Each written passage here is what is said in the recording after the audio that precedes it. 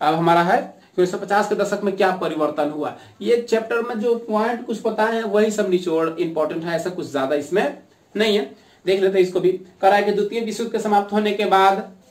उसके उत्पन्न समस्याओं को हल करने के लिए व्यापार तबाही निपटारे को पुनः निर्माण करने के लिए अंतर्राष्ट्रीय स्तर पर आरंभ किया गया और इस प्रयास में 1945 ईस्वी में कह रहा है कि अटला सम्मेलन जो वर्तमान में रूस में है वहां पे किया गया। संयुक्त राज्य अमेरिका के संघ से भी क्या किया गया, तत्कालीन इसमें प्रयास किया गया और विश्व स्वास्थ्य संगठन, अंतर्राष्ट्रीय श्रम संगठन, अंतर्राष्ट्रीय न्यायालय इत्यादि ने यह माध्यम से कार्य करना आरंभ कर लिया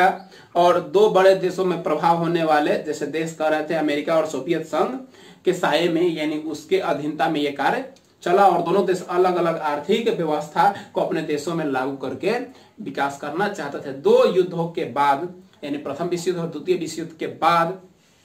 आर्थिक अनुभवों को सबल करते हुए तय किया गया कि बाजार में अर्थव्यवस्था के बिना उपयोग करना कायम नहीं किया सकता, यानी जिस देश का आर्थिक मजबूती नहीं है वो विश्व व्यापार में काम नहीं कर सकता है। और ये उन्हें सबक 1929 के आर्थिक मंदी से प्राप्त हुई थी, जो दूसरी तरफ कह रहा है कि अर्थव्यवस्था के रीढ़ रोजगार का लक्ष्य और तभी हासिल किया जा सकता है जबकि सरकार के पास पूंजी और श्रम के लिए नियंत्रण करने के लिए उपलब्धता हो। और इसी बीच में कहा द्वितीय विश्व युद्ध में आंतरिक जो अंतर्राष्ट्रीय आर्थिक व्यापार का उद्देश्य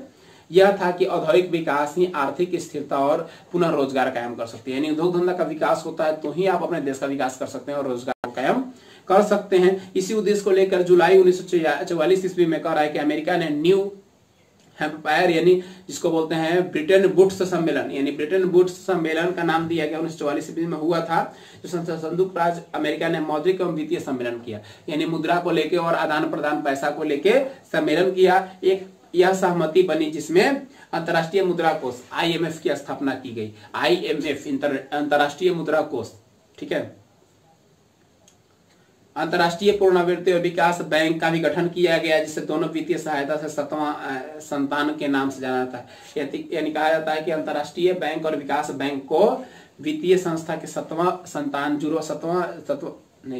संतान के रूप में जाना जाता है, सॉरी 7वां नहीं यानी जी जुड़वा संतान के रूप में जाना जाता है विश्व बैंक को, ठीक है। इन दोनों संस्थाओं ने 1947 ईस्वी में औपचारिक रूप से काम करना प्रारंभ किया और संयुक्त राज्य अमेरिका का प्रभाव कायम हुआ, यानी इसका प्रभाव संयुक्त राज्य अमेरिका पर भी देखने को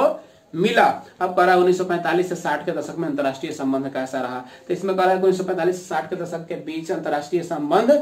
3 स्तरीय रहा। पहला कह रहा है 1945 में दो भिन्न अर्थव्यवस्था का प्रभाव दोनों के बीच में विश्व स्तरीय प्रभाव की नीतियों को बढ़ाने लगा और इस स्थिति में कह रहा है कि नवीन आर्थिक नीति और राजनीतिक प्रतिस्पर्धा का जन्म हुआ, पहला जो था। दूसरा कह रहा है कि दो गुटों में विभाजित हो गया और एक साम्यवाद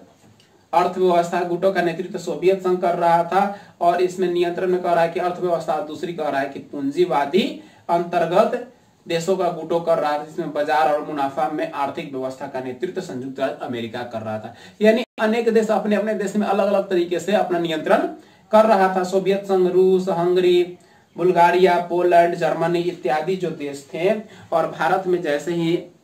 नौ स्वतंत्रता देश में आर्थिक व्यवस्था के फैलाव के लेकर गंभीर प्रयास किए जा रहे थे। उत्तर कोरिया, वियतनाम जैसे देशों में भी इसका सफल प्रभाव दिख रहा था, जबकि भारत जैसे देश में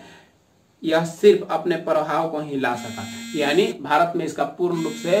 पूरा वर्चस्व नहीं देखने को मिला, सिर्फ इसका प्रभाव ही रहा। कह रहा है कि दूसरे क्षेत्र में पूंजीवादी के अंतर्गत आने वाले देशों में अंतर्राष्ट्रीय संबंधों का विकास हो रहा था जो कि संयुक्त